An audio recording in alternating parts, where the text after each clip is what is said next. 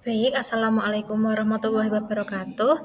Perkenalkan, kami dari kelompok 13 yang beranggotakan saya sendiri, Riris Dewa Yuning Putri dengan NPM 7581 dan anggota kelompok yang lainnya ada Mbak Nisa Afiatus dengan NPM 7264. Di sini kami akan menjelaskan mengenai analisis SWOT berdasarkan video pembelajaran yang merupakan penugasan dari mata kuliah teknologi baru dalam pengajaran dan pembelajaran pada ruang kolaborasi. Baik, untuk video pembelajaran yang kami analisis, kami mengambil dari laman YouTube dan pada video pembelajaran tersebut merupakan pembelajaran IPA pada materi reproduksi pada tumbuhan yang dilakukan di tingkat SMP. Untuk proses pembelajarannya sendiri menggunakan penerapan teknologi yang dimulai dari awal pembelajaran, dari tahap pendahuluan, inti hingga penutup. Kemudian untuk media pembelajaran dan teknologi yang digunakan dalam video pembelajaran tersebut diantaranya ada Canva, video pembelajaran dari YouTube, LKPD, Kahoot, Wordwall, dan berbantuan LCD proyektor, laptop, serta smartphone. Untuk videonya sendiri bisa diakses melalui barcode berikut atau mengklik pada tautan yang telah disediakan. Analisis yang kami lakukan menggunakan analisis SWOT, yaitu analisis untuk mengidentifikasi berbagai faktor secara sistematis, mencakup upaya-upaya untuk mengenali kekuatan, kelemahan, peluang, dan ancaman. Analisis SWOT adalah sebuah alat perencanaan strategis yang bertujuan untuk mengkaji 4 aspek utama yang mempengaruhi keberhasilan suatu organisasi, proyek, atau individu. Aspek-aspek tersebut meliputi kekuatan atau strengths, faktor internal yang menjadi keunggulan dan memberi nilai tambah. Yang kedua adalah kelemahan atau weakness, yaitu faktor internal yang dapat menghambat pencapaian tujuan. Yang ketiga, peluang atau opportunities, yaitu faktor eksternal yang dapat dimanfaatkan untuk memberikan keuntungan atau kemajuan. Yang terakhir adalah ancaman atau threats, yaitu faktor eksternal yang berpotensi menjadi hambatan atau resiko terhadap keberhasilan. Hasil analisis SWOT secara umum yaitu yang pertama mengenai strengths atau kekuatan. Yang pertama adalah mendorong self-directed learning. Kemudian yang kedua, memfasilitasi pembelajaran audiovisual, memperkaya pengetahuan teoritis dan praktis, kemudahan penggunaan dan siswa aktif terlibat. Kemudian untuk weakness yaitu ketergantungan dengan akses internet yang stabil, keterbatasan fitur, akses berbayar untuk desain dan fitur yang lebih lengkap. Untuk threats-nya ada keterbatasan sarana-prasarana, distraksi selama belajar, dan variasi pemahaman.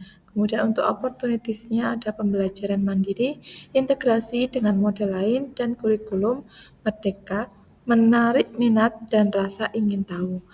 Untuk penjabarannya akan kami lanjutkan pada slide berikutnya.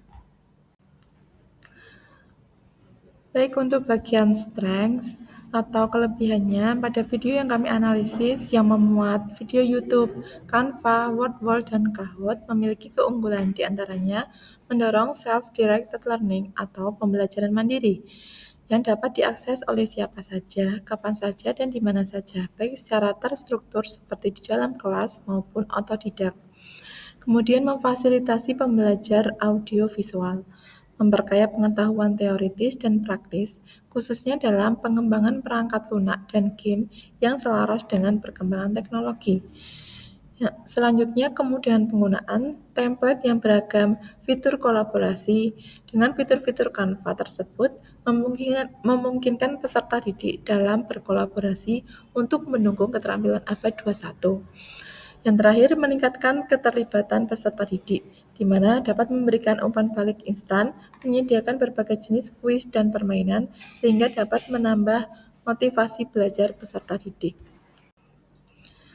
Untuk kekurangan dari video YouTube, Canva, Wordwall, dan Kahoot memiliki kelemahannya diantaranya yaitu membutuhkan akses internet yang stabil, yang mungkin menjadi kendala di mana tidak setiap sekolah memiliki akses internet yang stabil.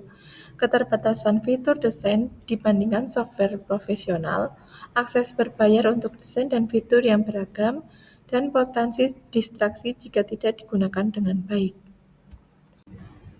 Nah, yang selanjutnya untuk opportunities atau peluang dari media pembelajaran dan teknologi yang digunakan pada video pembelajaran tersebut, di antaranya ada dapat mendukung pembelajaran mandiri karena dengan digunakannya video YouTube, Wordwall, dan Canva dapat mendukung pembelajaran mandiri atau menjadi sumber belajar tambahan di luar kelas.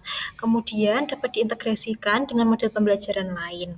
Teknologi dan media pembelajaran dalam video tersebut dapat diintegrasikan dalam model pembelajaran lainnya, seperti model pembelajaran PBL dan PJBL. Kemudian dapat disesuaikan dengan kurikulum merdeka. Teknologi dan media yang digunakan dapat mendukung pembelajaran berdiferensiasi yang dapat menyesuaikan kebutuhan masing-masing peserta didik. Dan yang terakhir, dapat menarik minat belajar dan rasa ingin tahu dari peserta didik. Dengan digunakannya teknologi dan media pembelajaran tersebut dapat mendorong peserta didik untuk mencari tahu sumber belajar lainnya yang masih relevan. Lalu yang terakhir yaitu ada threats atau ancaman dari media dan teknologi yang digunakan, di antaranya ada keterbatasan sarana dan prasarana, yang mana tidak semua sekolah dan tidak semua kelas itu bisa mendukung digunakannya media pembelajaran tersebut. Kemudian terjadinya distraksi pada peserta didik. Pada video tersebut diperlihatkan bahwa peserta didik menggunakan smartphone untuk mengakses Wordwall. Nah, penggunaan smartphone ini dalam pembelajaran dapat menjadi ancaman apabila peserta didik ini mengakses hal lain di luar pembelajaran yang kemudian dapat menjadi distraksi. Dan yang terakhir, variasi pemahaman peserta didik yang tidak semua peserta didik itu mampu memahami informasi dengan media dan teknologi yang telah disajikan tersebut. Nah, yang terakhir ada checklist acuan kualitas analisis yang mana dari video yang telah kami observasi dan kegiatan observasi yang telah kami lakukan terdapat indikator berjumlah 6 yang semuanya itu terchecklist atau tersedia. Di antaranya yang pertama ada jenis teknologi yang digunakan, jenis multimedia yang digunakan, kekuatan atau keunggulan teknologi dan multimedia yang digunakan, kelemahan atau kekurangan teknologi dan multimedia yang digunakan, peluang integrasi teknologi dan multimedia yang digunakan dalam pembelajaran di Indonesia, dan yang terakhir ancaman dan tantangan atau challenge yang muncul jika dilakukan integrasi teknologi dan multimedia yang digunakan tersebut ke dalam pembelajaran di Indonesia. Baik, sekian yang dapat kelompok 13 paparkan. Kami berterima kasih atas perhatian yang sudah diberikan dan kurang lebihnya kami memohon maaf. Terima kasih. Wassalamualaikum warahmatullahi wabarakatuh.